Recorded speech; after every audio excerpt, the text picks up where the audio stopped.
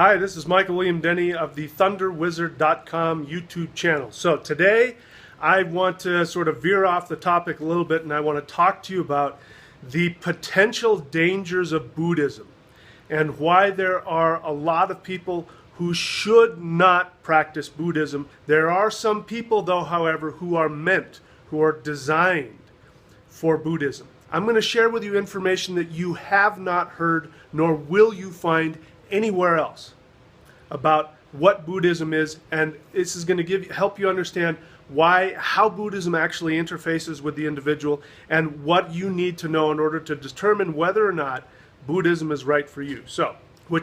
I want to explain to you exactly how Buddhism interacts with the different aspects of the individual and why this is only a religion for certain kinds of people. So, first we need to start off with the name, Buddha. There was a man whom was called the Buddha. Buddha simply means intellect. The intellect, by the way, is not the mind, it is not the soul, it is not the brain.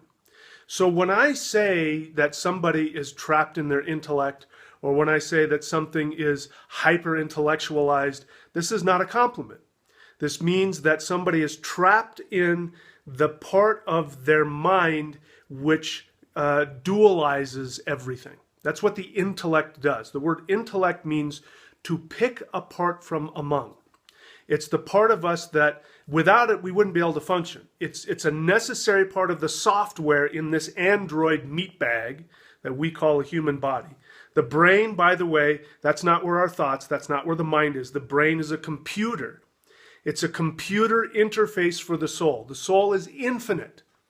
It's this infinite spiritual being that has chosen to download itself into this matrix we call three-dimensional life. And in these bodies we have this computer, and this computer allows the soul to interface with three-dimensional reality. Without the brain, the soul would see things from infinity's perspective, and that's not what the soul needs. The soul needs to learn and needs to grow. So it chooses to download itself into this computer video game, this matrix, which we call human life. Okay?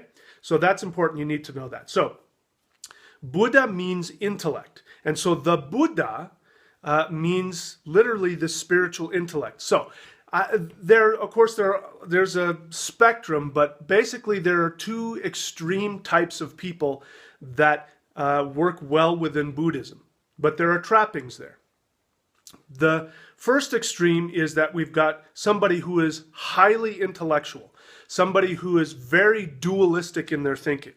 And so they need the Buddha, meaning the higher level of the intellect, the spiritualized intellect, in order to be able to calm down their intellect, what people call the monkey brain, which is constantly looking to judge. This is good, that is bad, up is down, right, left, black, white, true, false. So these are people who get so trapped in this dualism that they need to vibrate their intellect on a higher level. So that's why we call it the Buddha. That's why he was called the Buddha. And now the other extreme is these are people who are trapped in the heart center. Now, if you're trapped in the heart center, it means that you see everything the same.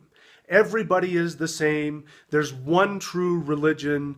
We are all one. They can't differentiate. These are the kinds of people who get involved in cults and all this kind of stuff. This is the lower vibration of the heart center. Now, the heart center is crucial to understanding how Buddhism works. Because in order to understand that, we have to understand the Hindu perspective of the Buddha. According to Hinduism, which is the precursor to Buddhism, according to Hinduism, there are three main levels of awareness in the universe. Shiva, and then there's Brahma, and then there's Vishnu. In my ancestral shamanic tradition, they would call it Odin, Vili, and Ve. And so the upper center, Shiva or Odin, is the aspect that connects to the highest universal unity of the cosmos. And so this is why he's called the destroyer, because he destroys duality. Okay? And then you have Brahma. I'm pointing to my navel center. You can't see that. But Brahma is the creator, the lower self, where the subconscious and the unconscious minds are. That's why Brahma is not worshipped these days, because people are trying to move past the subconscious and the unconscious. But there's a lot of value in it if you know how to use it. So maybe I'll talk about how to worship Brahma and get power over that. And then we get to the third, which is Vishnu, or Ve. Now, it's interesting that the Norse version, Odin, Vili, and Ve, or the Anglo-Saxon, Woden, Will, and Whale, the terms Vishnu, Ve, and Whale come from the same Indo-European root word. And it means, it can mean things like village, community, sacred space. It could mean a temple. It could mean an altar.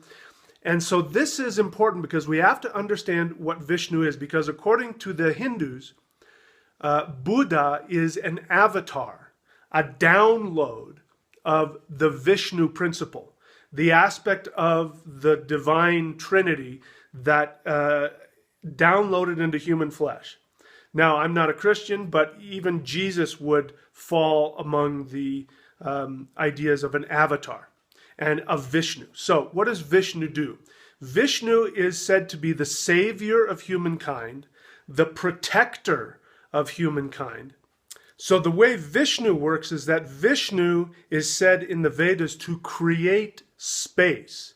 And the space that Vishnu creates, Indra can go in and fight the demons that are trying to destroy the human race. So in fact, it is Vishnu that creates the space wherein human beings can experience three-dimensional life.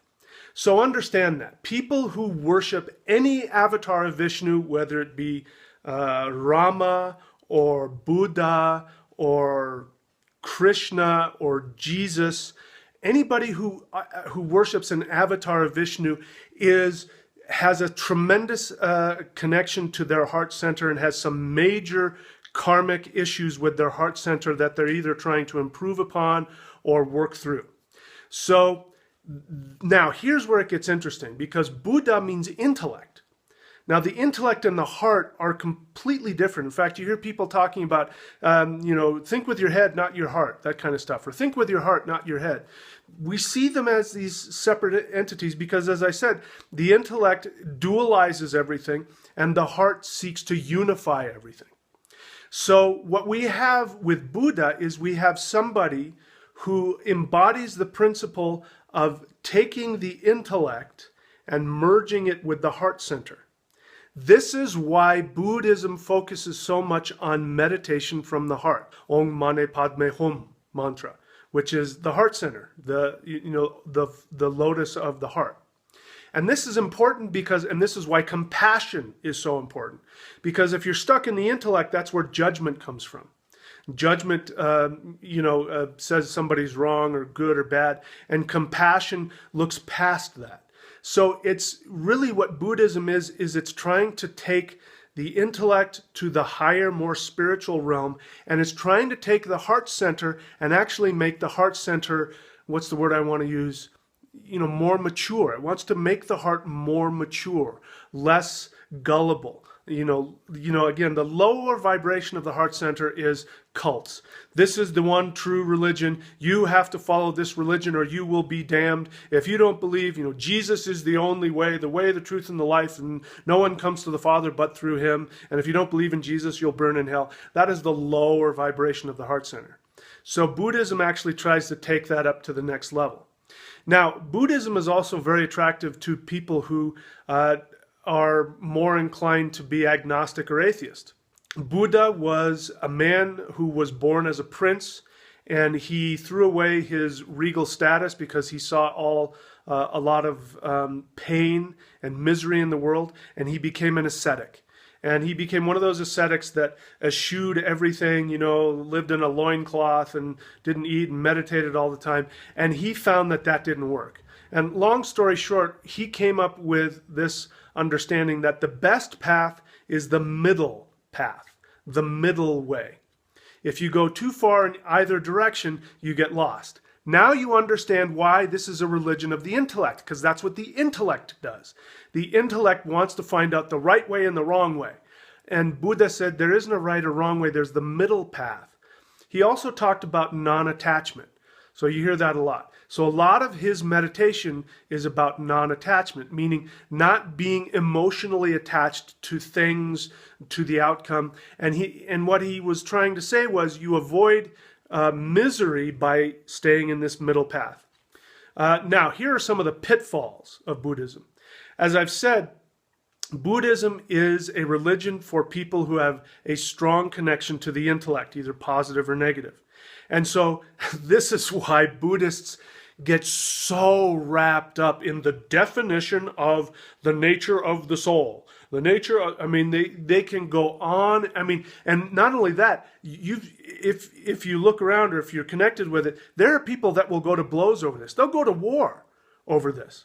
I mean, there's videos on YouTube. You can see like Buddhist monks fighting with each other, and it's over this nonsense of the definition of the nature of the soul. And so that's the intellect. So these people need this religion because otherwise their intellect would drive them crazy. But the trap is that you can still create these never-ending fear loops within the intellect and just cloud it within Buddhism. The other drawback and danger of Buddhism is this idea of emptying the mind. Now, first, let me explain to you, as I've said before, meditation is never about emptying the mind. Emptying the mind is the result of successful meditative practices. That's why the practices that I teach are energetic in nature, or I'll teach you a mantra, or I'll teach you a technique. If you do the technique properly, you'll immediately go into a place of trance. You'll go into a place where the mind empties itself and goes to a place of emptiness. The problem is that when you've got highly intellectualized people, which the majority of people in the Western world over the past 2,000 years have become increasingly more stuck in their intellect. The problem is that when you tell a highly intellectualized person that what you need to do is empty your mind, they intellectualize that. So they meditate and they go, I'm emptying my mind, I'm emptying my mind, I'm emptying my mind. And of course their mind isn't empty. You're denying yourself, you're lying to yourself, you're also denigrating yourself and judging yourself.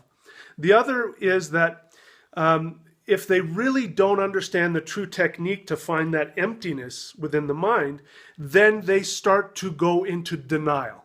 And I can't tell you how many times I've run into this. People who claim to be Buddhists or claim to be meditators, and when I interact with them, what I really find out is that these people are just in complete denial, that they're operating from some spiritual false idea that to be a true spiritual person is to be, I am now completely enlightened and I don't have any attachments. And they're full of rage, they're full of fear, they're judging themselves all the time. They get trapped in that religiosity. There's a science to spirituality.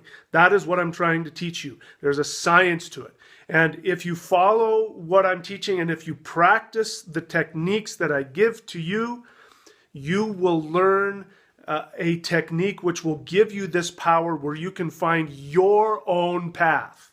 You don't have to follow my path. You don't have to follow Buddha's path.